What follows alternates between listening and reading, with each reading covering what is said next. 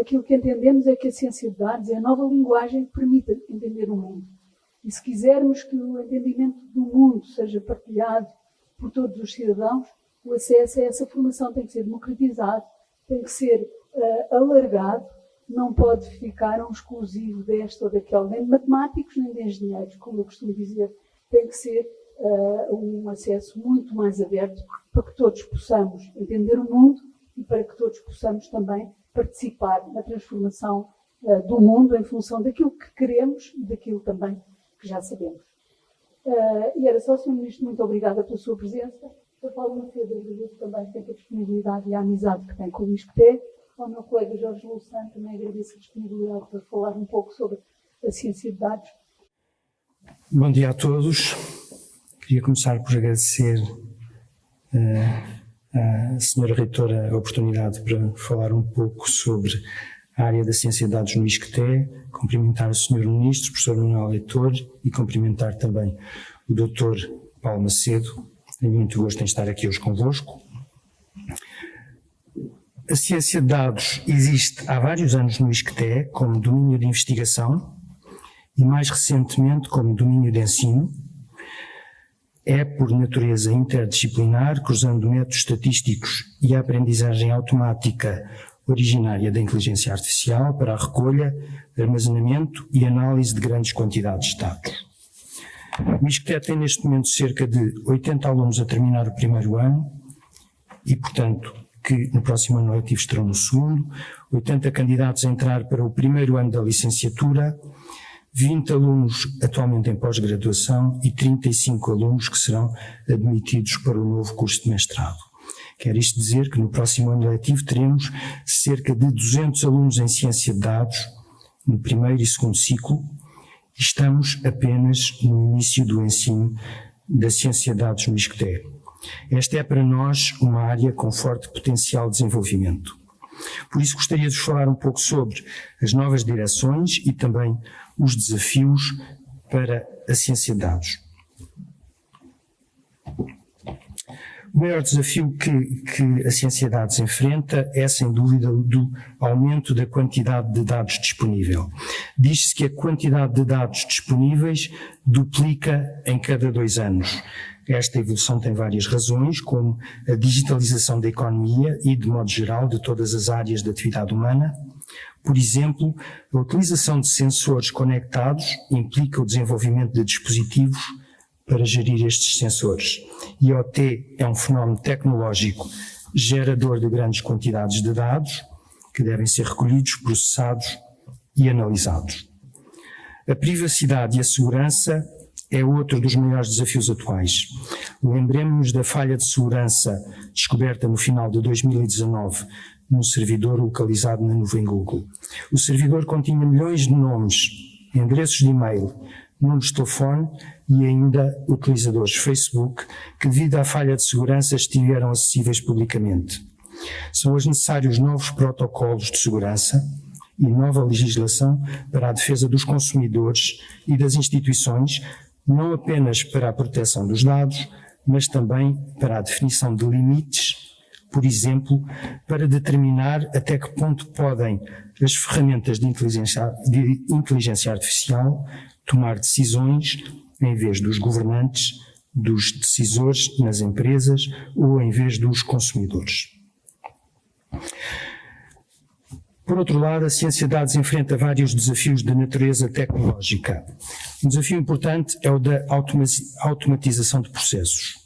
As tarefas de recolha, armazenamento, limpeza, visualização e exploração dos dados são ainda, em grande parte, manuais. Técnicas baseadas em deep learning, como as redes neuronais recorrentes, começam a ser utilizadas em plataformas de aprendizagem automática, por exemplo, para a limpeza de dados. Plataformas para o auxílio aos processos de desenho de modelos, como AutoML ou mais recentemente Cloud AutoML, estão já disponíveis. Outro desafio tecnológico é de como adaptar a ciência de dados à cloud ou nuvem. Por exemplo, a Amazon propõe servidores com cerca de 100 unidades de processamento e cerca de 1 terabyte de memória RAM.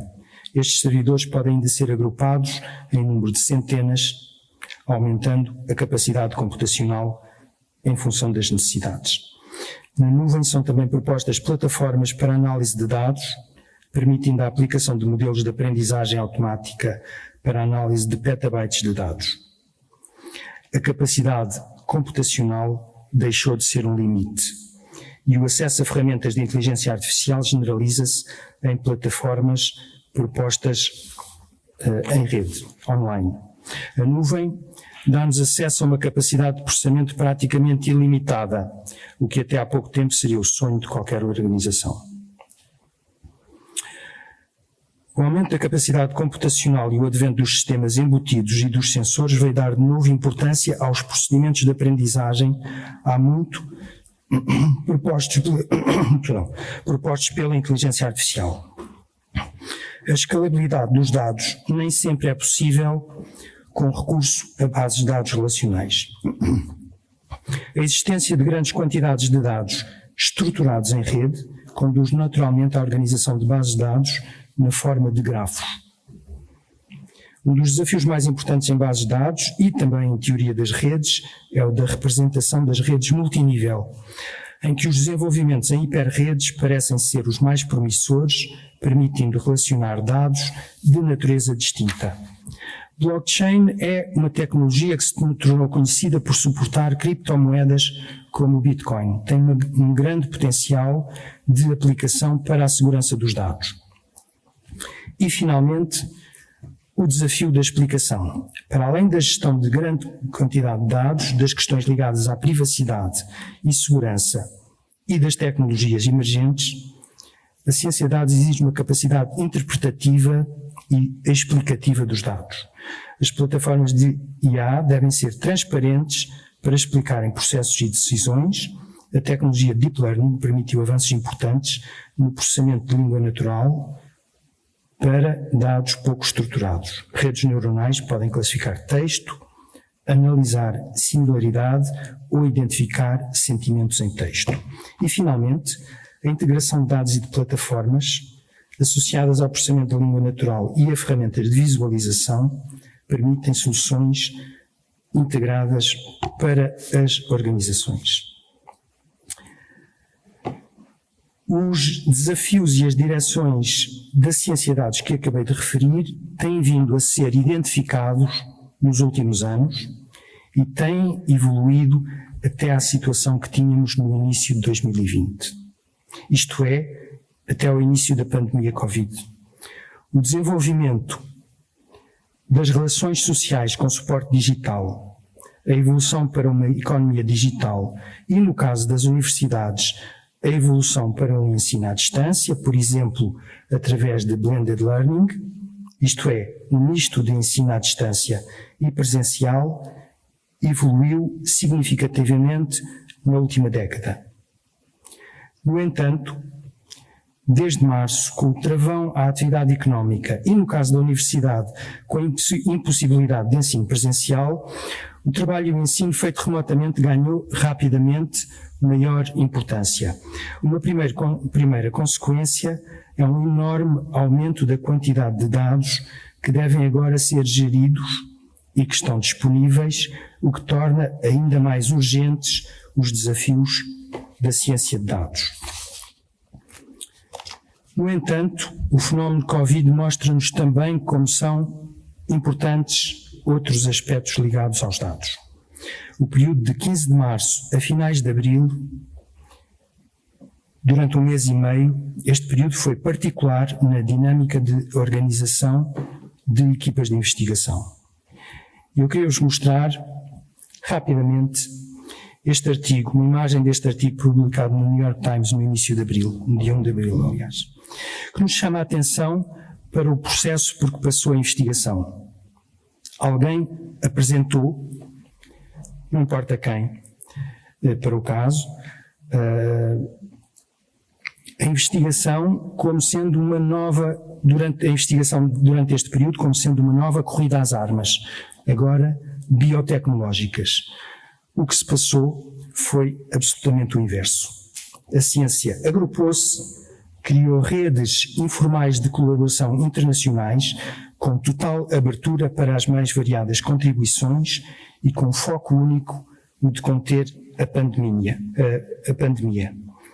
E, para finalizar esta curta apresentação, eu gostava de vos dar alguns exemplos de atividades que tivemos neste passado muito recente, em que participaram e em que participam ainda investigadores do ISCTE, e que são 2 ou 3 exemplos que mostram também caminhos futuros da ciência de dados.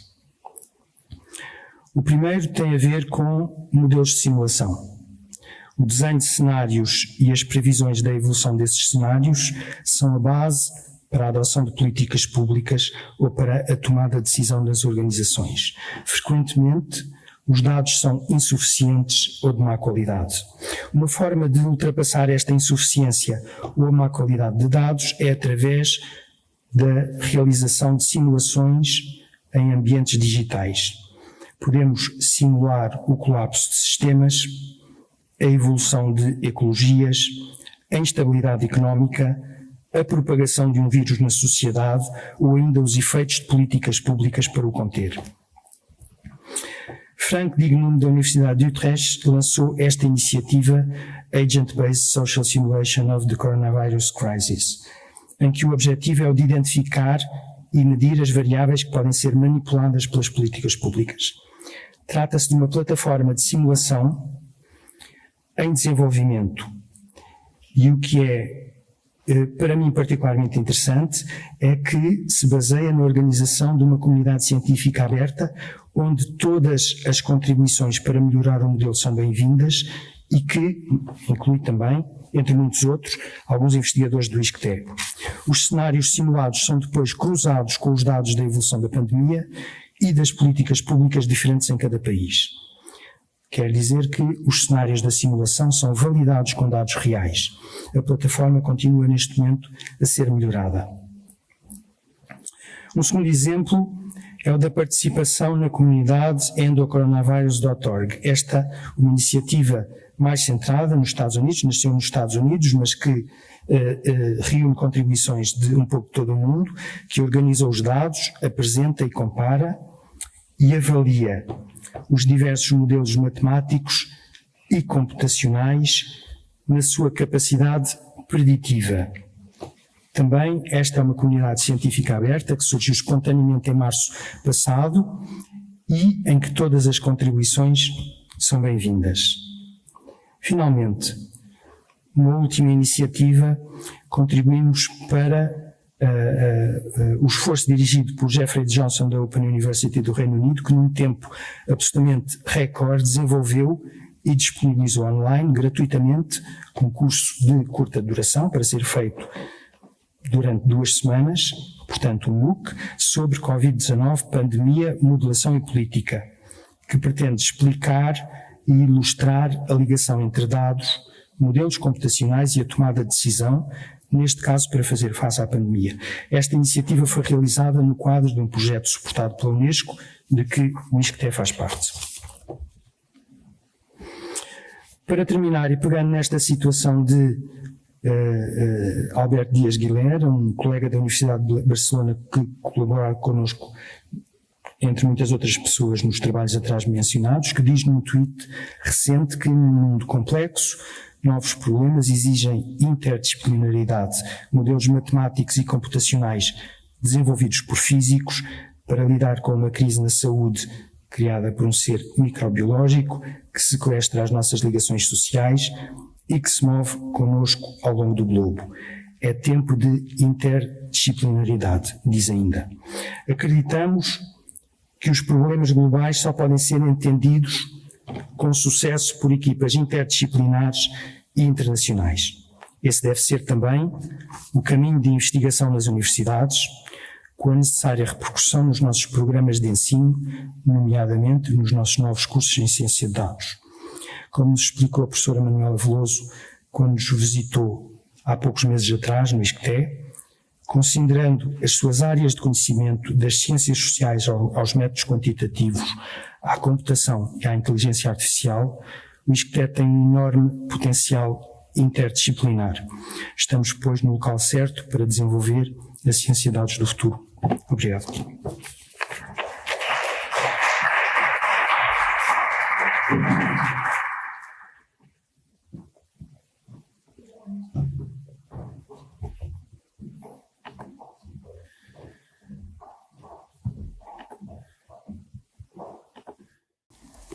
Bom dia a todos. Sr. Ministro Manuel Leitor, magnífica Reitora, Srs. Presidentes do Conselho Científico, Pedagógico, Sr. Vice-Reitor, Chefes de Departamento, caro colega, painel, minhas senhoras e meus senhores.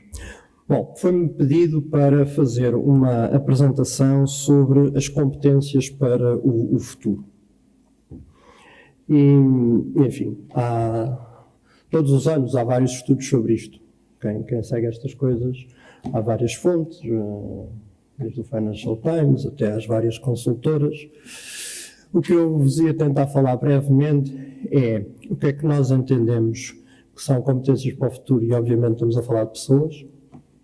O que é que são competências para o futuro em geral, face a este contexto. Eu dedicarei pouco tempo ao contexto que é de todos conhecido. Depois, para as empresas, alguma coisa para o setor público e para os dirigentes, porque eu penso que o que se pede dos dirigentes não só é sempre distinto, como também se pede, de certeza, novas coisas. E, portanto, basicamente, eram estes 4 temas que iria abordar nesta apresentação.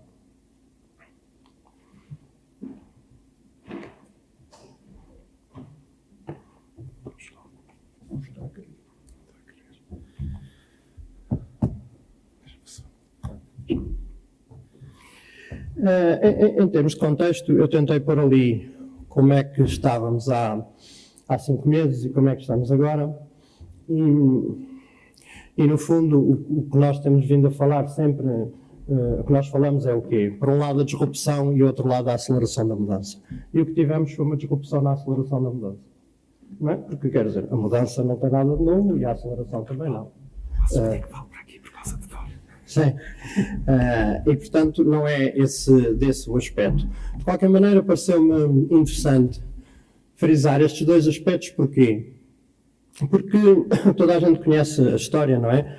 Que o ex-aluno, quando volta à escola, vai assistir à aula do professor e diz, não é? Ou diz para o professor, mas essas são as perguntas que também me fazia. Pois as respostas é que são diferentes. Nós aqui estamos ainda numa outra diferença. As respostas são mais ou menos as mesmas, passam pela análise da conjuntura, análise dos novos riscos, lidar com a tecnologia, dos clientes do trabalho. Agora, mesmo nestas variáveis, as respostas que lá estão dentro, ou seja, a densidade das mesmas, os fatores que modelam as mesmas, esses são diferentes. E, portanto, muito rapidamente, nós já em dezembro de 2019 estávamos num envolvente com medidas claramente proteccionistas, isso não é de agora. O que nós nos arriscamos é isto ser muito potenciado. Esse é o risco. Nós estávamos com uma oferta relativamente dinâmica e com uma procura também bastante dinâmica. Nós agora temos 2 choques, não é? Tivemos um choque de oferta, não é? Fechou, parou. E o que nós esperamos, infelizmente, é depois vir agora a seguir o choque da procura. Não é? Ou seja, as pessoas não vão voltar a consumir da mesma maneira, não vão voltar a ir às conferências da mesma maneira, não vão voltar a viajar da mesma maneira, até se descobrir uma vacina. Não é? E, portanto, temos a nossa maior preocupação anteriormente era o Brexit, hoje em dia deixou-se por simplesmente falar. Não é? Relativamente aos novos riscos, nós temos sempre as questões das incertezas geopolíticas e elas vão se movimentando. Temos também as questões dos fenómenos meteorológicos, das questões do clima, que não desapareceram. Não desapareceram, mas passámos a ter um foco muito mais concreto, que é a questão da saúde.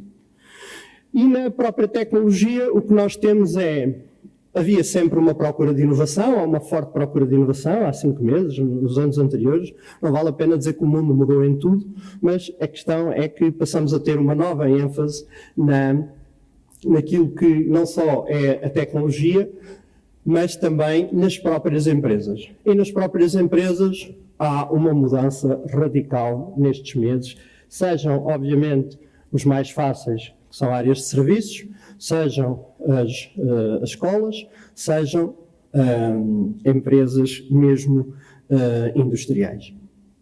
Depois, em termos de clientes, a mudança dos consumidores é uma constante, não é? Portanto, falamos sempre isso. Agora, nós tivemos aqui uma alteração radical de hábitos de consumo. Não é? E, portanto, aqui o que nos interessa reter, para se temos que corresponder a necessidades diferentes, é que pessoas é que precisamos, que competências dessas pessoas é que precisamos para responder a estas necessidades diferentes. E por último, em termos de trabalho, no fundo tivemos o teletrabalho, que não era desconhecido nem para a ciência, nem para a gestão, nem para as empresas. O que passou foi, e fez-se aqui muito de bom, que as pessoas não valorizam, o que se passou foi, de repente, termos instituições inteiras em teletrabalho. Eu acho admirável o que se fez, por exemplo, na área do ensino. Admirável. A área da banca, que obviamente para a generalidade das pessoas não tem nada de admirável, mas passou toda a trabalhar de casa. O call center inteiro da Caixa está em casa. E fazer isto em 2 meses, quem sabe do que é que estamos a falar, portanto, é de facto algo muito impactante. E que se nos questionássemos antes nesta capacidade de resposta, com todos os problemas que tem, com lapsos, etc., de facto, eu considero que foi uma resposta muitíssimo positiva.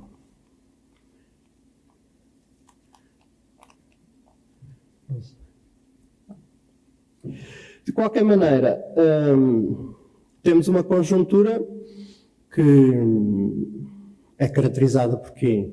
Por apoios na Europa às empresas, por apoios na Europa às pessoas. Há aqui algum debate, não é? Se os apoios deviam ser mais a fundo perdido, designadamente, porque no facto das empresas, o que nós muitas vezes estamos a fazer é acrescer dívida sobre dívida, não é?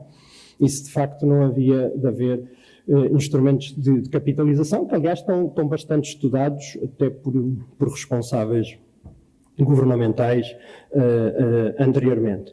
Mas se fizermos uma análise muito imediatista, o que é que nós vemos? Para as empresas foi-se apoiar a liquidez, portanto, apoios, se quiserem, temporários, para as pessoas fez apoios a fundo perdido através do layoff. É claro que isto depois também é um subsídio às empresas indiretamente, mas temos duas grandes formas de agir sobre a economia. Tesouraria, liquidez, e por outro lado, manutenção, o layoff. O que é que o layoff permitiu fazer? O layoff permitiu assegurar, mais ou menos até agora, que irá tendencialmente reduzir, permitiu fazer o quê? Assegurar o rendimento disponível. A Caixa já divulgou alguns dados e vai divulgar esses dados periodicamente em termos de conjuntura. O que nós vemos é, em termos de salários, relativamente a janeiro, fevereiro, com os salários de abril, temos apenas menos cerca de 10 mil salários. Se nós juntarmos os salários e as pensões, pagamos mais de 3 milhões de pessoas ordenadas e salários. Portanto, quer dizer, aqui não houve uma quebra.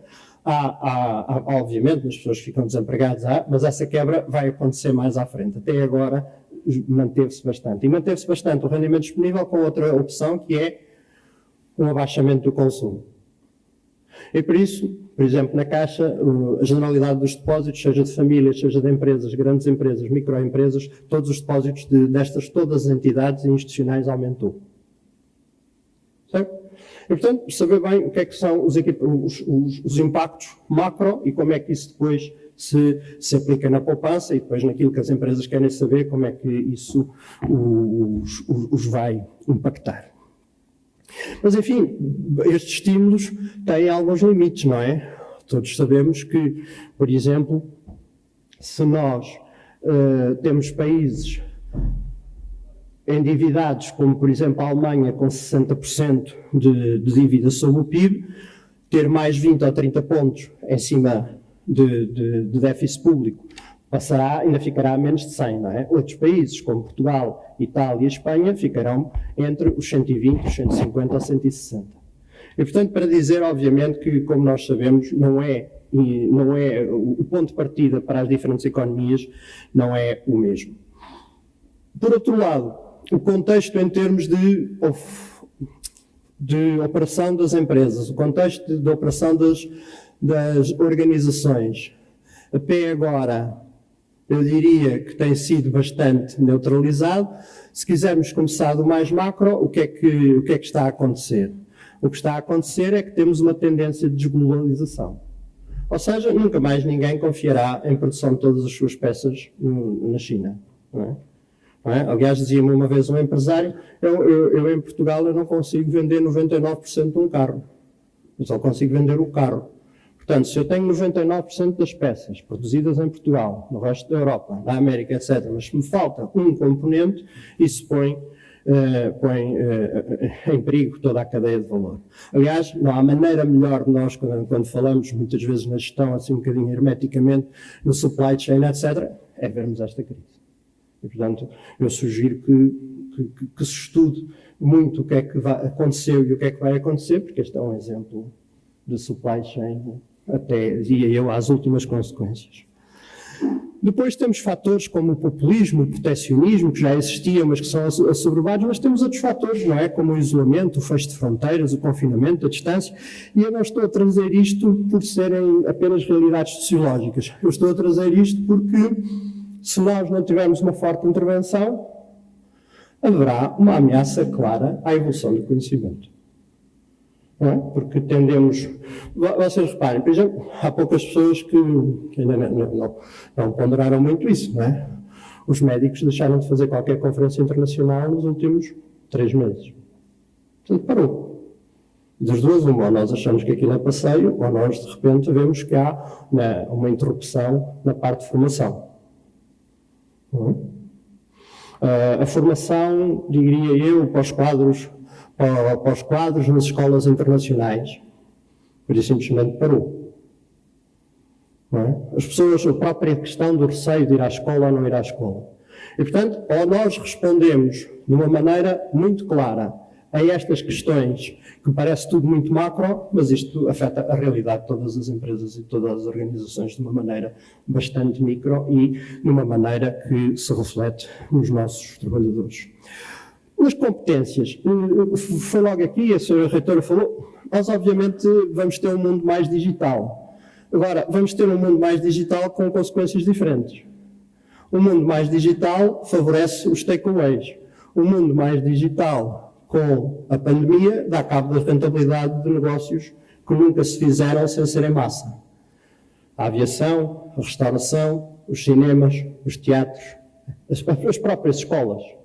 Não é? Mas uma coisa é funcionar com capacidades a 30% ou 50%, e, portanto, o digital tem uma série de coisas boas, mas traz, quando conjugado com esta situação, traz limitações que eu diria que vão ser muito... Quer dizer, por isso, simplesmente, se nós já sabemos que um espetáculo de ópera, basicamente em si próprio, dá prejuízo, agora imaginem que é um espetáculo de ópera para 1/3 de São Carlos. E depois como é que nós fazemos as nossas opções, não é? Do orçamento que é partilhado. Ou a própria questão da escola. As empresas acreditam na formação, umas mais, outras menos, mas acreditam. E querem mandar, portanto, os seus colaboradores para a formação. Mas agora, quer dizer, a formação pode ser a mesma qualidade, porque houve uma adaptação. Mas e vai-se tirar o mesmo ganho? Acha-se que não. E vai-se as pessoas vão à vontade? Também acha-se que não.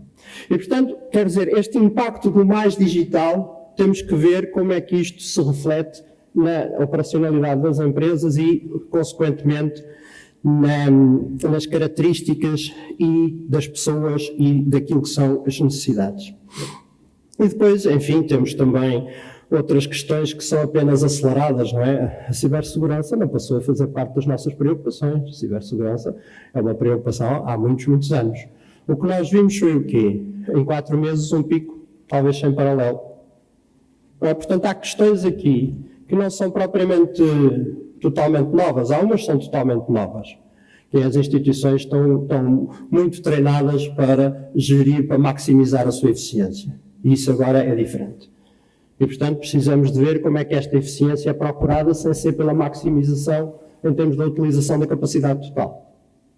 E isto é preciso pessoas que pensem de outra maneira. É preciso a parte dos processos, e também a senhora reitora no início estava a falar da parte da engenharia.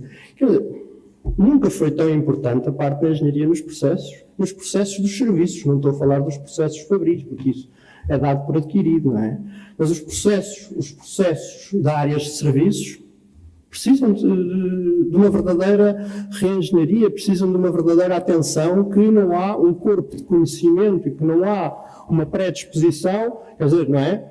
Os engenheiros ou querem ir para a parte tecnológica ou querem ir para a parte de produção, tipicamente, não é? Depois temos alguns, mas quer dizer, engenheiros tiram o seu curso de operações, o seu curso de máquinas, tiram o seu curso de grande qualidade, e depois vou para o setor público, ou vou para o setor privado, estar ali nos serviços, que graça é que isso tem. Mas isso é uma necessidade que se está a fazer sentir como nunca. Já sobre a parte da base de dados, portanto, o que o professor Ossan disse, eu penso que foi muito claro para todos, mas o que nós vemos é o quê? O que nós vemos é que nós, hoje em dia, não procuramos só os tais data scientists, não é? No final do ano passado já toda a gente procurava data scientists por todo o lado. Por todo o lado. E, portanto, as próprias faculdades já estavam a responder, etc. Mas agora temos o quê? Nós agora temos aplicações que é preciso termos uma massa crítica de oferta para estas pessoas poderem ter o seu trabalho. Vocês imaginem casos concretos como as estatísticas da saúde, não é? Que tiveram grandes problemas, foram apanhados de surpresa, como a generalidade das áreas, não é? Mas porquê é que imediatamente não se pensou em entregar isso a um grupo de data scientists? Por exemplo, a parte dos bancos, que teve aquela questão com as linhas de crédito às empresas, para chegar mais depressa às empresas, isso é só dados e operações. Não tem mais nada. Certo? Não tem mais nada. O produto está pré-definido, os clientes existem, têm uma necessidade, estão interessados, são contatados. Como é que o dinheiro chega mais depressa ou menos depressa? Dados e operações. Não tem mais nada.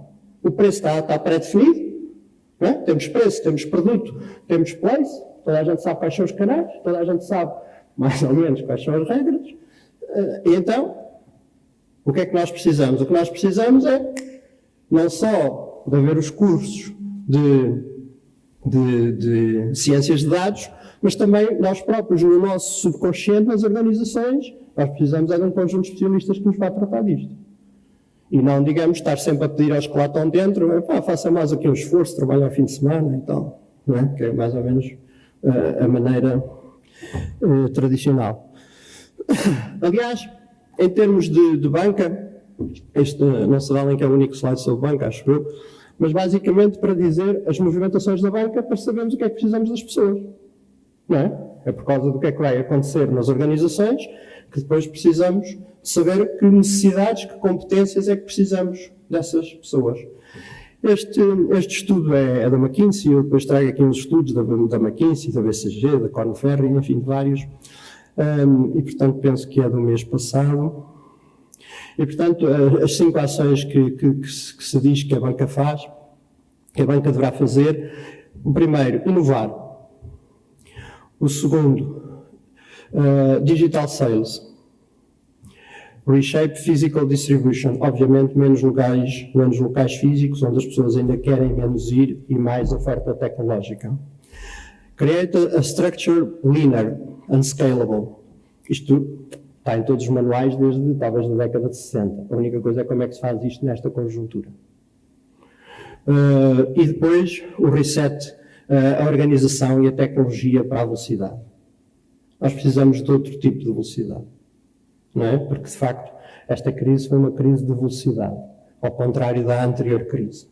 A anterior crise foi em crescendo.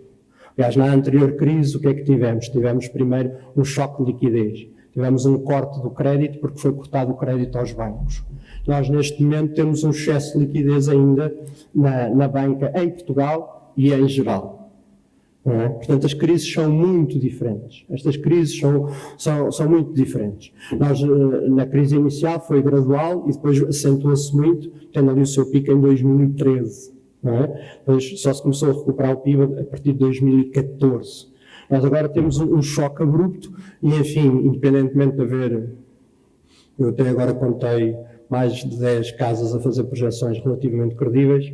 Independentemente, mais ou menos toda a gente está de acordo que vamos crescer a seguir. Ninguém sabe se vamos crescer assim, e se temos o tal V ou se temos o tal L. Mas é bastante diferente o nível da quebra nesta crise e o nível de recuperação, não é? Que em teoria, para o ano, e portanto aumentará. E depois o aumento do controlo de risco e da gestão de capital. Nós, cada vez que há uma crise, o que é que se pede aos bancos? Deem crédito, deem crédito, deem crédito. E a seguir, o que é que se vai ver aos bancos? Porquê é que deram crédito, porquê é que deram crédito, porquê é que deram crédito? Não é? E, portanto, o que nós seria bom para as organizações, para os países, era que nós não estivéssemos sempre neste ciclo. E que, portanto, houvesse uma análise de risco adequada àquilo que são as necessidades, mas também àquilo que são, nós devemos cá estar, esperamos todos, daqui a 5, daqui a 10, daqui a 15, daqui a 20 anos. E, portanto, nós estamos sempre a andar em termos de yo-yo. E depois, se no fundo vocês virem estes passos, estes desenvolvimentos para a banca, o que é que está aqui a ver sempre? Capacidade de inovação, capacidade de aumentar as vendas através do digital, capacidade de reestruturar a oferta física. Isto não é nada simples, reestruturar a oferta física. Não é chegar ali e cortar umas tantas coisas do organograma, não é? Quer dizer, é preciso conhecimento. E depois o ter de facto uma estrutura. E ter de facto uma estrutura que, em termos, como vos dizia há bocado, em termos de operações, em termos de tecnologia, que esteja adaptada. E portanto, todas as mudanças que estão aqui, estes fatores, todos eles levam a que seja necessário novas competências. Se vocês virem casinha por casinha, e todos dependem das pessoas. Ou seja, não há aqui um único fator que, comprando tecnologia, a gente resolve. Eu vou só minimizar, que é para verem na sala.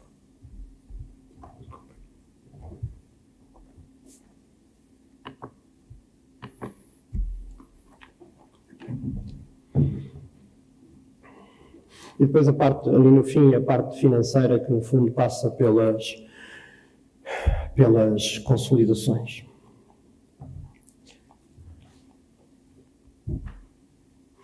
E este quadro da esquerda, portanto, é de 2016, eu costumo utilizá-lo relativamente à parte da política pública, não é? Que no fundo a política pública, designadamente a legislação, vai sempre atrás, e em último plano, do desenvolvimento da tecnologia, do desenvolvimento dos indivíduos, do desenvolvimento do próprio modelo de negócio. O que nós temos agora aqui, uma forte probabilidade, é estarmos no quadro da direita. E o quadro da direita diz que, de facto, o que acontece em termos dos indivíduos é aquilo que está mais à frente. E eu penso que isto é legítimo para quem não acredita que este vírus é uma produção tecnológica. Se acreditarmos que o vírus é uma produção tecnológica, então o quadro também não será assim. Mas vejam como é que, outra vez, é o indivíduo que mudou os seus hábitos totalmente à frente da tecnologia, à frente da legislação, etc., etc., e que é ele, outra vez, que fica no centro do desenvolvimento dos modelos de negócio. Portanto, no fundo, o que é que toda a gente está a fazer? Criar novos modelos de negócio para corresponder às mutações e necessidades e interesses dos consumidores. Não é? Eu quero estar salvaguardado, eu quero ter uma distância apreciável, eu quero ter grupos pequenos, não vou a certos sítios enquanto não houver uma vacina, eu não vou viajar, etc., etc. Mas, portanto, parece-me que, em termos macro, há aqui uma possibilidade interessante de nós vermos estas curvas que eu diria que estavam relativamente estabilizadas a poderem mudar. Veremos se mudam ou não. E depois, finalmente, o que é que isto representa, então, de competências para as pessoas? Sobre competências para as pessoas, há quase checklists de toda a gente, não é? Se vocês falarem com o consultor há um, depois o Financial Times tem outro, etc. Enfim, metade disto é literatura de aeroporto, outra metade é relevante, certo? E, portanto, se a gente conseguir distinguir o que é a literatura do aeroporto com o que é relevante, conseguimos, pelo menos, ter uma mancha. Que a mim é o que me interessa. A mim interessa-me ter uma mancha. Ou seja, para onde é que estamos a ir e o que é que estamos a mudar, mais do que estar a discutir se é aquelas 5, são 4, para mim, pessoalmente, não me interessa. E o que nós vemos é que nos tais rankings de 2018 e 2020 do Financial Times, as principais competências que se exigiam às pessoas eram, em primeiro lugar, resolução de problemas complexos, designadamente em termos tecnológicos. Segundo, ter uma rede de conhecimentos vasta, e vemos que isto às vezes tem mais conotações, e vemos, por outro lado, qualquer cientista não pode operar sem isto. Não é? E, portanto, às vezes temos mais referências, outras vezes temos referências que são absolutamente indispensáveis. Quem estiver a fazer ciência sozinho, pois de certeza que faz muito pior do que quem tem, nas mesmas condições, uma equipa. Depois, capacidade de trabalhar com pessoas diferentes, constituir equipas, gerir o tempo e priorizar. Parece razoável. Depois, capacidade, 2020 já se pede capacidade de adaptação, criatividade, inteligência emocional, capacidade de integrar o mundo tecnológico e alguma coisa à volta da sua marca, do seu desenvolvimento, de si próprio. Vejam que, de alguma forma, passou a ser mais importante a capacidade de adaptação, mas mantém-se a parte diria eu, de hard skills, que é da resolução de problemas complexos, ou para a capacidade de integrar o mundo tecnológico. Ou seja, há sempre uma constante que são os fundamentais. Eu não acredito em pessoas que sabem tudo e de nada. Isto vindo de um gestor é difícil, mas não acredito. Portanto, tem que haver um campo de conhecimento sólido, que se vai completando, que se vai aumentando, diria eu. Mas essa é uma base. E depois são precisas coisas de sempre. Ou seja, não é com o Covid que mudou tudo. Não é? Nós precisamos de características nas pessoas de sempre. Por exemplo, eu tive a oportunidade de ver o discurso do Sr. Ministro. Uma das coisas dos cursos que estão previstos são cursos em termos de humanidades, linguística, etc. É confrangedor a falta nas empresas de pessoas que sabem escrever. É confrangedor. E o que potencia isto não estou a falar só no ambiente escolar, são as pessoas saberem se expressar. Não é? Escreverem. Não é? Temos isto, há este problema, está aqui proposta a estas condicionantes, está aqui propostas estas soluções. Você pode dizer, mas isso é que é tecnológico. Quer dizer, para mim é uma das capacidades que é de sempre e que continua a ser necessária, e tão mais necessária quanto cada vez mais nos temos que entender com pessoas de outros países. Não é? E o que é que nós hoje temos nas empresas? Não é? Temos o forward do Excel. Não é? Olha, faça-me um documento, lá vai o forward do Excel. Não é? Então a mim, estão a ver quantos é que me chegam, não é? Porque eu chatei menos, se for o forward do Excel, não há texto para eu poder comentar. Não é? Para eu poder discutir. Foi o Excel, não fui eu. E, portanto, isto retira uma parte da análise e uma parte de comunicação que é totalmente vital.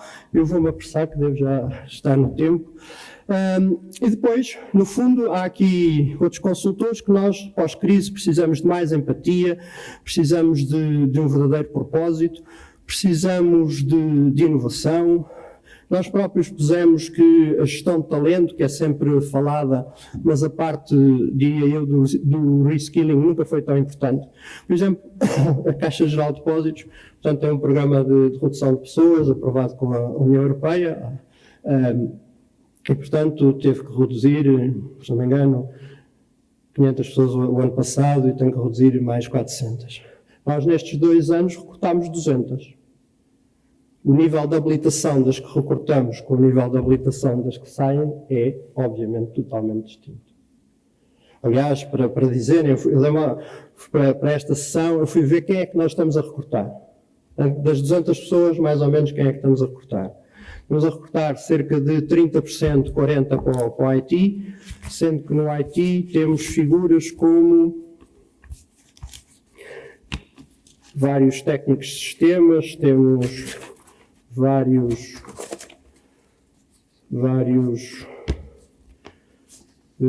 data scientists, depois temos cerca de 35% de pessoas nas áreas das funções de controle, basicamente juristas, economistas para compliance, para controle e para risco.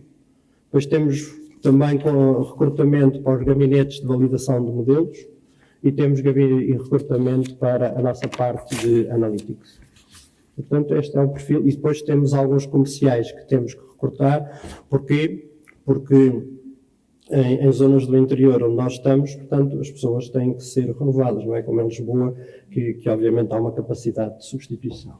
E, portanto, se quiserem ficar com o número, cerca de 33%, 35% pessoas com características de funções de controle, risco, auditoria, compliance, 33%, 40% IT, no IT desde técnicos de sistemas, mas também data scientists, especialistas em analytics. E depois tenho alguns comerciais e depois algumas pessoas para a área jurídica. Portanto, este é o perfil que nós estamos a recrutar.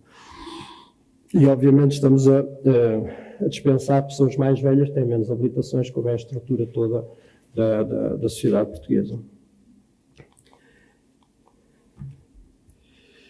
No fundo, em termos de pessoas, os desafios eu penso que estão aqui bem sintetizados. Eu depois posso-vos dar as referências e os slides, se alguém tiver interesse.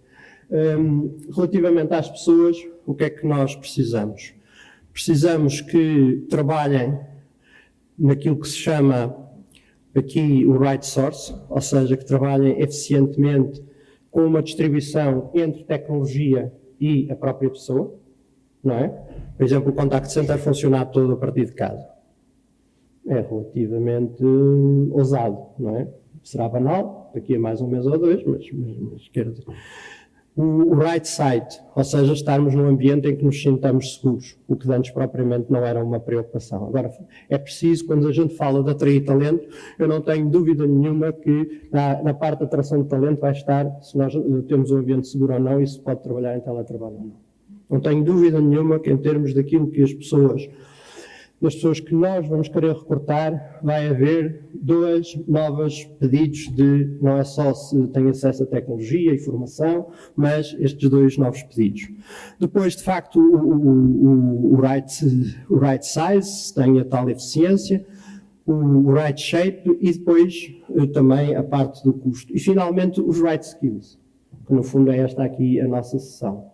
E portanto, aqui como já se aperceberam, eu acho que há um conjunto de skills que não mudaram face a dezembro de 2019, mas acho que há, de certeza, alguns skills que se acentuaram mais do que serem totalmente novos.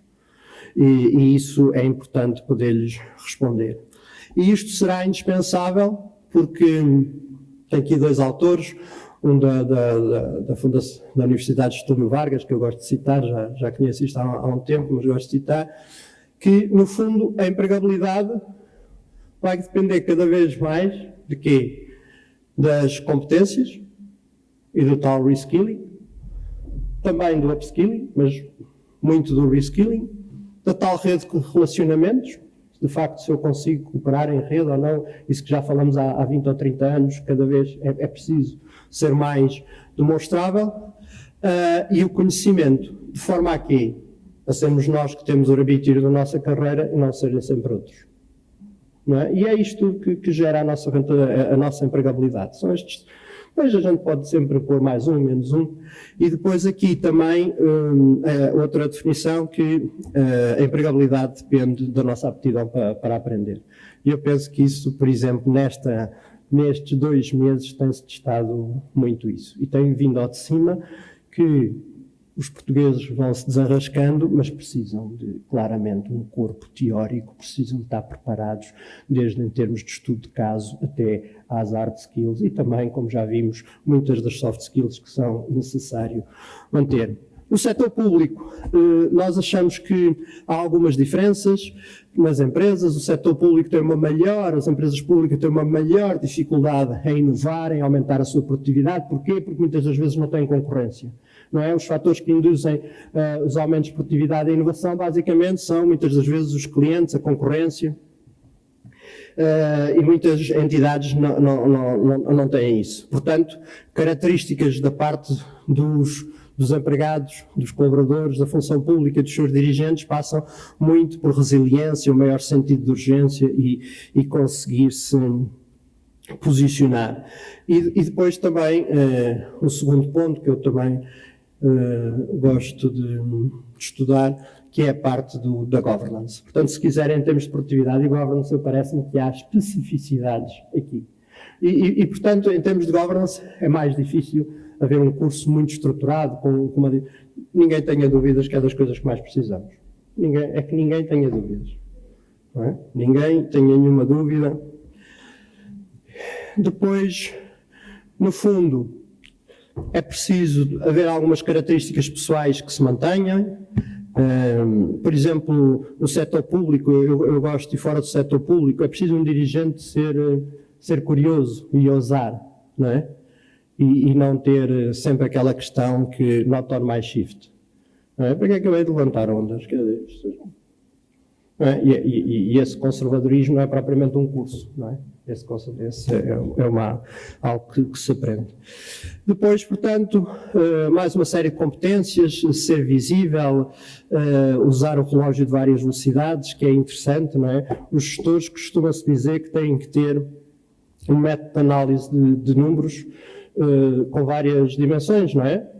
Quando nós estamos a ir ao restaurante, quando estamos a fazer um compromisso, um concurso público, ou quando estamos no orçamento de Estado, não é? E, portanto, quer dizer, depois se baralhamos os bilhões com os milhões, com os euros, está tudo tramado, não é? E se temos a mesma bitola, quer dizer, então, quem não sabe decidir consoante o que está a ver, mas agora vai-se dizer que não, precisamos também de um relógio a várias velocidades. De qualquer maneira, eu acho que há um conjunto de novas competências que é necessário designadamente haver cursos de menor duração, mas reconhecidos.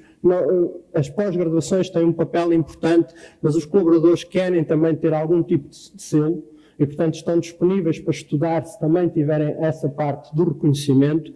Querem também que possam estudar à noite.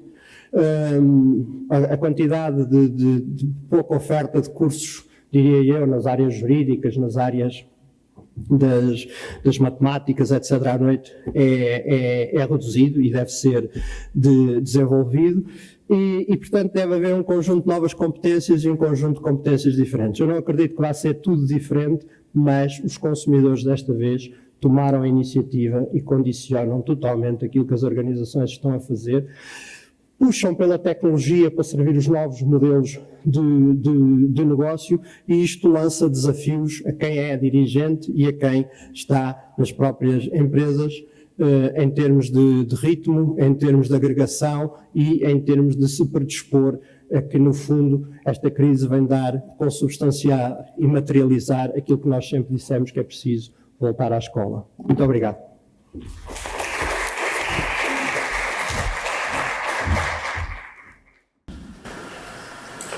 Bom dia a todos. Muito brevemente, estive aqui a ouvir com muita atenção o Dr. Paulo Macedo, do lado dos empregadores. Acho que há um conjunto de mensagens para nós, enquanto ensino superior, de que temos que estar preparados para preparar as competências dos jovens que os empregadores precisam. Fico incomodada com a questão da comunicação, mas é verdade. Trabalho há 30 anos sobre as competências e esta é uma competência insistentemente necessária. E eu acho que nós temos que repensar modelos pedagógicos, a nossa intervenção, para que esta questão da comunicação não seja de facto um problema. Mas eu pedi para intervir e vou-me dirigir em particular ao Dr. Paulo Macedo, do ensino superior para o empregador. E a questão que eu coloco é que dentro de 15 a 20 dias, um conjunto de estudantes vão ser diplomados. E não sabem o que vai ser o seu futuro. Não sabem se têm estágios. Não sabem como é que vão inserir-se no mercado de trabalho. Eu tenho estado a ler depoimentos de jovens nos vários países e estudantes de biotecnologia, de informática, que tinham as suas vidas quase organizadas, com entrevistas feitas, com estágios em vista, com com uma passagem tranquila para o mercado de trabalho, e eu diria com uma empregabilidade garantida, e que ficaram agora sem essa possibilidade, ficaram desempregados antes de se empregar. E, portanto, a questão que eu gostava de deixar aqui é o que é que as empresas do setor público e do setor privado vão fazer para, de facto, permitir uma entrada. Eu já nem vou discutir se ela será precária, se será temporária, o que será, mas é importante que haja uma resposta para estas pessoas que dentro de 15 ou 20 dias vão ver os seus investimentos em educação e formação sem retorno. Eu sei que, e há muitos estudos feitos sobre isto, de que quem termina uma graduação em época de crise tem menos vantagens no mercado de trabalho e costuma ter o seu futuro comprometido. Ou seja, pode ter uma passagem de empregos precários para empregos precários, passagens por desemprego. Portanto, é todo um conjunto de situações precárias que perseguem estas pessoas que entram no mercado de trabalho numa situação de crise. Mas esta situação de crise, como já foi dito e todos sabemos, é diferente. Portanto, eu gostava de saber o que é que o governo, o que é que as empresas do setor público, o que é que as empresas do setor privado estão a pensar fazer para estes jovens que, depois da manhã, serão os nossos novos diplomados. Obrigada.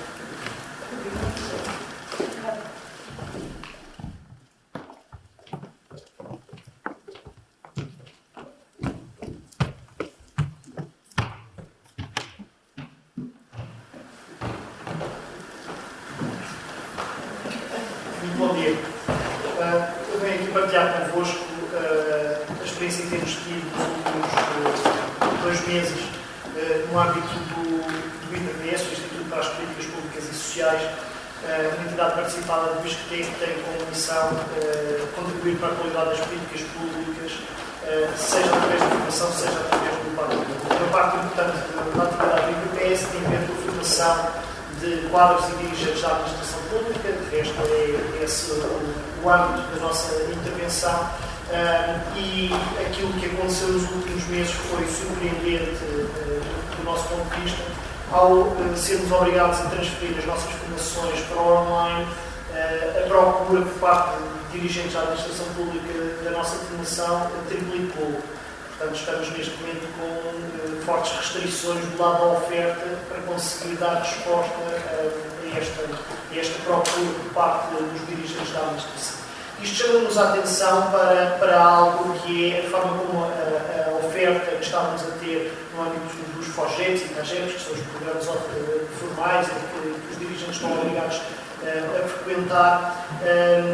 A forma como estávamos a oferecer não estava a chegar a muita gente, ou porque estavam fora de Lisboa, ou porque têm mais restrições do ponto de vista da organização dos seus horários. Isto chama a atenção, de facto, para uma oportunidade que surge com esta crise, que é percebermos do potencial enorme que temos para conseguir formar mais gente, em particular para formar pessoas adultas, pessoas que já estão na sua carreira profissional. Creio que todos nós estamos a aprender com isso e vamos aprender a reforçar a nossa oferta para esse lado. Queria chamar a atenção, porque isto é uma sessão sobre competências para o futuro, seja do setor privado ou do setor público, chamar a atenção para 2 aspectos, 2 especificidades do setor público, sendo que uma delas não é apenas do setor público, mas é peculiar do setor público em Portugal. A primeira tem a ver, de facto, com a evolução demográfica. Nós temos de ter consciência que o setor público, neste momento, tem uma média etária de 55 anos, em alguns ministérios superior a isto. Isto significa que nos próximos 10 anos nós provavelmente iremos ter cerca de 150 mil pessoas que trabalham no setor público a abandonar o setor público. Isto coloca aqui 2 tipos de desafios fundamentais em termos de formação de competências. Uma é, vamos ter durante ainda muitos anos recursos humanos muito envelhecidos e com dificuldades acrescidas para tirar partido de muitas soluções tecnológicas já disponíveis ou que estão agora a ser desenvolvidas, mas também temos um grande desafio, que é o saber como capacitar as pessoas que estão a entrar para o setor público. E isto são desafios que, do meu ponto de vista, as universidades devem olhar, devem fazer parte, claramente, da solução. Aquilo que nos apercebemos com o trabalho do IPPS é que esta interação, esta colaboração entre a universidade e o setor público, fala-se muito da ligação universidade-empresa, nós valorizamos muito uma outra coisa que é a ligação universidade-Estado, ligação universidade-setor público, e apercebemos que esta interação é uma interação que é favorável nos dois sentidos, é benéfica nos dois sentidos. Portanto, creio que deveria fazer parte de uma preocupação de desenvolvimento do sistema de ensino superior em Portugal, o reforçar desta ligação, desta articulação entre a universidade e o setor público, para terminar, chamar a atenção para a segunda especificidade. A segunda especificidade do setor público em relação ao privado tem a ver, o Dr. Paulo Macedo referia-se à questão da inovação, à questão da competência. De facto, a ausência de competência pode ter impactos não apenas para a predisposição para a inovação, mas também tem impactos numa outra questão, que é a renovação das competências no setor privado tende a ser feita de uma forma mais rápida e mais ao encontro dos desenvolvimentos tecnológicos por uma questão de concorrência. As empresas que não estão adaptadas em termos de competências tendem a morrer mais e as outras a ganhar mais. Ora, no setor público não há morte de departamentos. Às vezes há, mas é menos frequente e, de certa forma, menos desejável. O que significa que boa parte da evolução da capacidade de resposta do setor público está na visão que os dirigentes do Estado, a começar pelo próprio Governo, têm sobre qual é que deve ser o padrão de recrutamento no setor público. E esse padrão de recrutamento do setor público deve ser feito a olhar para o futuro, o tipo de incentivos que se dá à carreira, o tipo de perfis que se recrutam. Também aqui deve haver uma preocupação, a meu ver, uma preocupação fundamental em recrutar pessoas que estejam dispostas a aprender no futuro. E aqui as universidades, mais uma vez, surgem como um ator fundamental. As universidades são indústrias de ensinar as pessoas a aprender. E creio que há aqui, de facto, um espaço muito grande para se reforçar esta ligação entre as universidades e o setor público, também por esta via de enfrentar estes desafios, seja o demográfico, seja o perfil de recrutamento e de atualização das pessoas ao mundo. Obrigado. Queria agradecer aos oradores, ao colega Jorge Louçã e ao Paulo Macedo, porque foram intervenções extremamente interessantes e, de facto, tem muito a ver com aquilo que o ISCTE pós-Covid pode também fazer relativamente à época em que vamos entrar, ao novo normal, como também foi referido. De facto, a aceleração na adoção das novas tecnologias está a impactar, isto é, a revolução digital já tinha vindo, agora já ficou por aqui, e a verdade é que nós temos que nos modificar também como instituição de educação para assegurar não só o devido sucesso aos nossos alunos, porque é isso sempre que nós temos em mente, o sucesso dos nossos alunos, mas também até para a nossa própria retransformação e a recapacidade de invenção para a sociedade. E muito do que foi falado na última intervenção, da velocidade necessária do online, do on-real time agora, do reskilling e do upskilling, passa muito por aquilo que nós conseguirmos fazer no futuro. Nós já tentamos nas nossas licenciaturas, tanto quanto possível, que os alunos adquiram soft skills. Estamos a tentar, de um modo muito construtivo, criar, de facto, colaboração interdisciplinar na própria instituição, de modo a passar também essa cultura de colaboração para os alunos. E agora temos uma oportunidade muito grande com tudo o que aconteceu. Esta aceleração também da modificação do processo de ensino, que era pedida há bastante tempo e extremamente necessária, com este novo ensino misto, ou blended learning, permite, de facto, libertar os momentos que sejam presenciais, porque não devem deixar de existir, se for possível, mas no mínimo síncronos, para aprender a desenvolver e aprender estratégias de resolução de problemas, de pensamento crítico e de construção sustentável de argumentos. Também devemos puxar pelos nossos alunos, achei muito bom esse ponto, pela sua resiliência, e esta situação está-nos a dar a oportunidade de vermos que tanto nós como os nossos próprios alunos, com aquilo que falamos com eles, são capazes de ir muito mais longe e de fazer muito mais e, portanto, penso que vamos, de facto, conseguir responder aos desafios que foram aqui colocados.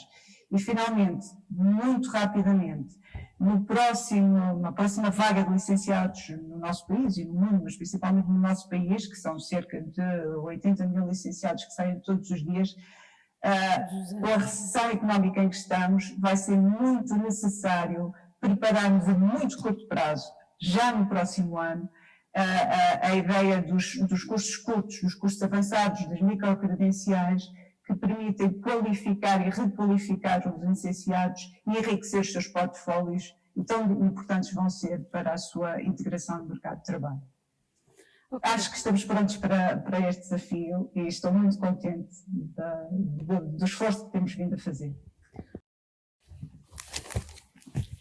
Muito bom dia a todos e antes de mais agradeço mais uma vez ao ISCTE a oportunidade para organizar esta sessão.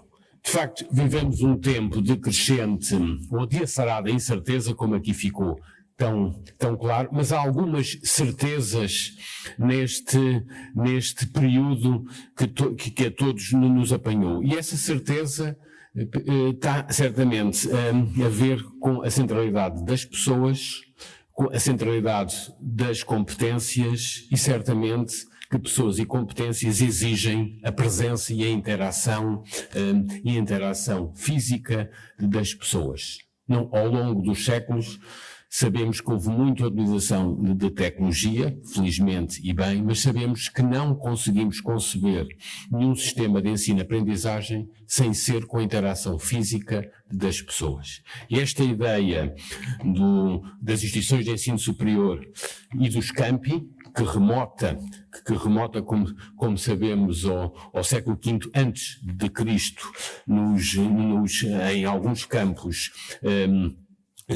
budistas, e que depois foi muito acelerada no período europeu a seguir ao século XI e XII, veio a ser reforçada cada vez mais crítica, baseada na presença entre aprendizes e mestres. E não podemos esquecer este conceito. Qualquer coisa que seja esta aceleração da transformação onde vivemos, temos que garantir condições não apenas de segurança, mas a confiança às pessoas para se reunirem, para aprenderem, e certamente as instituições de ensino superior são aqui uns locais privilegiados, não apenas porque, sobretudo na fase onde vivemos, todas as análises da Organização Mundial de Saúde e nacionais na Europa e no estrangeiro mostram que é a população com menos risco, os estudantes, mas também, claramente, que temos que, também no ensino superior, de aprender a conviver com risco. E ficou claro das várias intervenções, também certamente do Dr. Paulo Macedo, que se há um risco crescente nas sociedades onde temos, também sabemos que não pode ser o Estado que vá superar todo o risco. E esta noção que temos de aprender com risco, e temos que aprender a viver e a conviver com risco, é cada vez mais uma competência crítica a adquirir, e o posicionamento do ensino superior, quanto a mim, é particularmente oportuno para valorizar como podemos transmitir à sociedade e aos atores sociais, económicos, individuais e familiares esta ideia de temos que preparar gerações, quer aqueles os mais jovens ou os outros, para aprendermos a viver com mais riscos e até novos riscos, ou riscos que sabíamos que poderiam vir a emergir e que agora ficaram bem claros. Portanto, a centralidade sempre nas pessoas, como ficaram claros em alguns gráficos, mas também cada vez mais, como foi aqui pelo Ricardo também expresso, na coisa pública. E se há, de facto, algo que também que esta crise nos veio mostrar a todo o mundo é a essência clara que temos que ter um Estado e uma administração pública resiliente para poder enfrentar estas situações. E a questão de quem é que pode ajudar a acelerar este processo, quer do ponto de vista dos estudantes, em qualquer tipo de idade, quer dos atores, não é mais uma vez uma questão nova nas políticas e nas estratégias do ensino superior, desde a origem do Departamento de Educação na OCDE, e apesar que muitos podemos criticar que a OCDE tem uma visão eventualmente neoliberal da educação, mas também noutros contextos, quer políticos, quer institucionais, percebemos que as alterações no ensino superior requerem de atores externos, quer empregadores públicos, quer empregadores privados, e obviamente temos que perceber o contexto da interação entre a ciência e o ensino superior. Portanto, precisamos certamente de um conjunto de interações externas, que é o que está na base deste projeto. Olhar para o conhecimento científico nas suas várias áreas, das ciências de dados, as outras ciências sociais e humanas, ou ciências exatas ou de base tecnológica, mas também para aquilo que são os empregadores públicos e privados, para, em conjunto, certamente, com aqueles que têm a função de poder acelerar este processo de competências, como a Maria de Lourdes disse, que não é novo, mas que foi acelerado agora, tentar agir. Portanto, é um esforço coletivo. Obviamente, cabe ao Governo algumas iniciativas, como sempre, coube e como sempre terá de caber, mas felizmente, temos a perfeita noção, e penso que isso nunca seja posto em causa, que um dos pilares críticos, não apenas da nossa cultura europeia, mas como, acima de tudo, a nossa cultura democrática, é a independência e a autonomia do ensino superior. E hoje sabemos que também isto está a ser posto em causa em algumas sociedades, bem sabemos algumas bem conhecidas de Portugal e dos portugueses, e refiro-me em particular ao Brasil, entre outras. E por isso a necessidade de preservarmos claramente a independência e a autonomia das instituições de ensino superior, porque são elas que têm que saber a formação a dar aos seus estudantes, mas estimular também nesta oportunidade a necessidade crítica de perceber a oportunidade que há num processo que sempre houve e sempre haverá de contínua mudança, porque as sociedades sempre evoluíram e sempre mudaram, e por isso a questão até que ponto é que podemos acelerar e usar esta oportunidade para acelerar a modernização contínua e gradual do tipo de competências que o ensino superior dá. E por isso lançámos esta iniciativa, usando um repto também que fizemos à OCDE, para, no quadro de um estudo comparado a nível europeu, melhor posicionar Portugal e verificar e valorizar no contexto europeu aquilo que está de melhor a ser feito em Portugal. E digo isto porque estamos aqui no ISCTE, não é por acaso, estamos a lançar estas iniciativas naturalmente com impacto nacional, mas tentando valorizar as experiências e as principais experiências de adaptação gradual e sistemática do nosso sistema de ensino superior, porque obviamente temos também uma cultura muito de reforçar a comunicação de aspectos menos negativos, e cada vez mais é importante também valorizar o melhor que temos no ensino superior, quer a rápida adaptação feita durante os últimos 2 anos, aos contextos de crescente digitalização que vieram para ficar e estão acelerados, como aquele que o ISCTE deu no lançamento de novas formações, eu diria, tradicionais, quanto ao nível do primeiro e segundo ciclo nas ciências dos dados, como também os exemplos que o ISCTE, entre outras escolas de ciências sociais e de economia, têm dado, sobretudo ao nível das pós-graduações e das pós-graduações curtas, são exemplos que parecem-me particularmente oportunos, a par de outros. Por exemplo, não acho que é bastante consensual hoje que uma das principais inovações do ensino superior português nos últimos 4 a 5 anos foi o reforço das formações curtas iniciais no sistema politécnico. E por isso podermos conjugar aquilo que aprendemos, preservando esta noção que o ensino superior vive das pessoas, da interação das pessoas, e também, claramente, se é claro que temos que reforçar cada vez mais as competências chamadas transversais, não nos iludamos que não há competências para o futuro sem competências específicas em todas as áreas disciplinares, certamente não apenas nas ciências dos dados ou nas ciências exatas ou nas tecnologias, mas também competências específicas em disciplinas das ciências sociais e humanas, que são elas próprias imprescindíveis para o desenvolvimento de competências transversais. O Dr. Paulo Macedo referiu a questão da comunicação e da escrita. Sabemos que não é uma questão nem portuguesa, nem única desta instituição, é uma instituição global, muito discutida também no quadro da OCDE, onde obviamente só passa por cada vez mais se incentivar a escrita de documentos, a leitura contínua entre jovens de todas as idades e entre adultos. E, obviamente, a leitura sistemática e o debate de leituras em todas as áreas e a ligação entre a literatura e todas as áreas científicas e técnicas e tecnológicas é um debate, mais uma vez, que não é novo e que, mais uma vez, só veio aqui acelerar.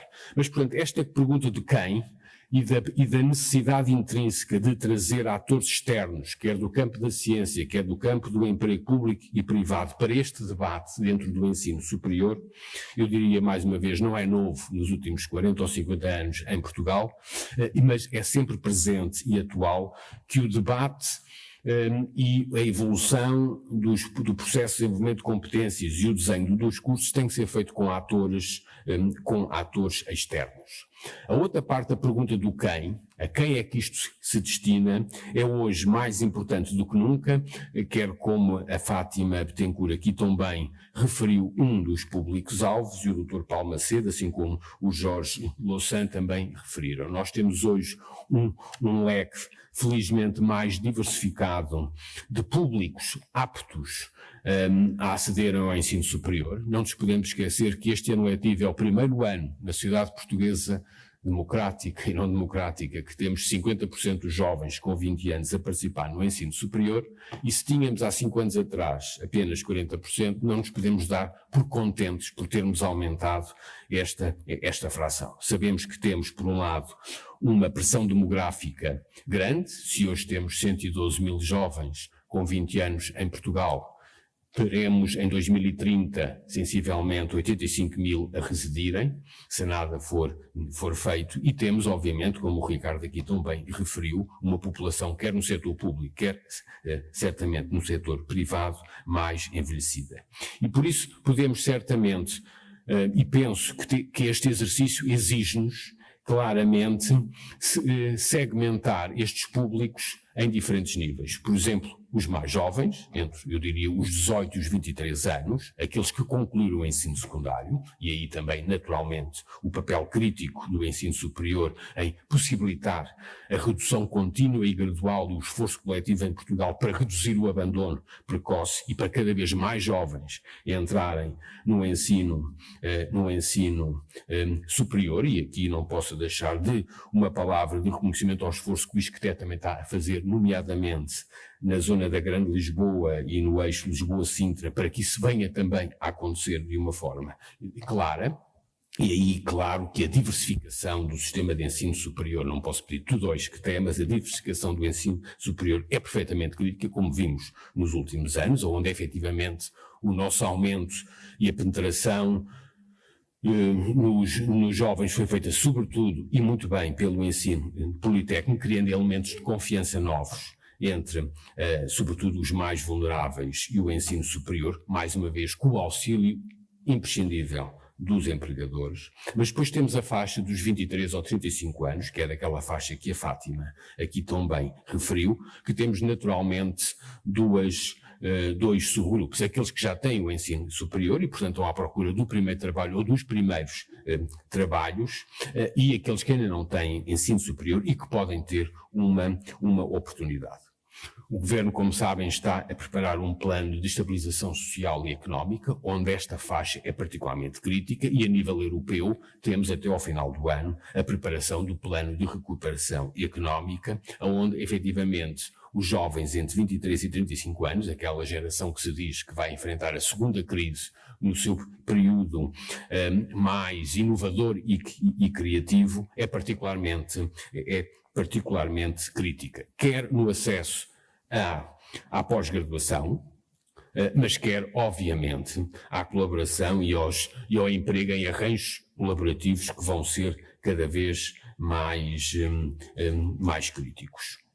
Depois temos, obviamente, a população acima dos 35 anos, mais uma vez com dois segmentos, o segmento que já teve ensino superior e que pode voltar ao ensino superior, e o segmento que nunca teve ensino superior, eventualmente nunca teve sequer educação secundária, mas agora preocupamos com aquele que podem voltar a aceder ao ensino superior, que certamente, até com muitos dos outros, mas certamente estes, não vão ter um ensino superior tradicional, nem sequer de 3 anos, e por isso as referências que a Ana Almeida aqui fez às microcredenciais e às formações curtas que depois podem dar créditos para os cursos são cada vez mais importantes.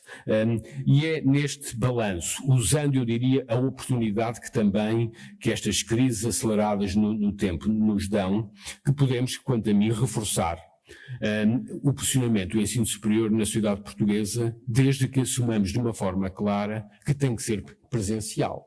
E para isso, eventualmente temos que perceber o número de horas de contacto que temos e como o melhor de dividir. Eu não consigo falar nestas sessões sem relembrar 2 aspectos críticos. Por um lado, Portugal, no contexto europeu, tem a comunidade estudantil mais jovem da Europa. Hoje, este ano letivo, ou pelo menos os últimos dados disponíveis, a idade média de um estudante em Portugal é 25 anos, que compara com os países, sobretudo no centro e norte da Europa, onde tem o limite máximo. A Dinamarca é o país com maior idade média de estudante, com 41 anos de idade, sobretudo porque continuam a estudar. E, portanto, esta noção que a crise também espero que tenha vindo a acelerar, de voltar a estudar, como aqui já foi referido. Mas há outra característica típica do sistema de ensino português e espanhol, portanto, do sul da Europa, no contexto europeu, que são os sistemas com maior número de horas de contacto. Hoje sabemos que as sociedades anglo-saxónicas, quer no Reino Unido, quer nos Estados Unidos, têm sensivelmente 14 a 15 horas de aulas por semana para os estudantes, aulas de contacto. Os países no centro da Europa, a França, a Bélgica, a Holanda, têm entre 16 e 18 horas. Em Portugal nós tínhamos 28 horas há uns anos atrás, neste momento já temos menos, mas temos ainda entre 21 a 22, em alguns casos 24 horas de aulas por semana. E por isso estas 2 questões do aprender mais e aprender ao longo da vida e também da tipologia do número de horas de contacto, sabendo que é essencial as horas de contacto e a presença física dos estudantes nas instituições e nos campi de ensino superior, temos obviamente que saber conjugar com aquilo que são também as tendências do mercado de trabalho, do trabalho público e privado, e a necessidade de melhor conjugar o tipo das horas de ensino, privilegiando naturalmente a presença entre estudantes em diferentes tipos de ambientes e naturalmente evoluindo naquilo que se pode fazer. É por isso que estas sessões que temos feito já em várias instituições desde a semana passada e esta semana iremos por todo o país, hoje ainda à tarde em Coimbra, amanhã em Guimarães e em Barcelos e depois em Viseu e em Faro e em Bragança. Estamos a tentar mobilizar empregadores e a comunidade de ensino superior e a comunidade científica para, em conjunto, tentar perceber aquilo que deve ser programático dentro das próprias instituições, aquilo que pode exigir mecanismos e programas de incentivo, naturalmente pelas agências de financiamento e agências públicas e privadas, e aquilo que eventualmente possa requerer alterações legislativas.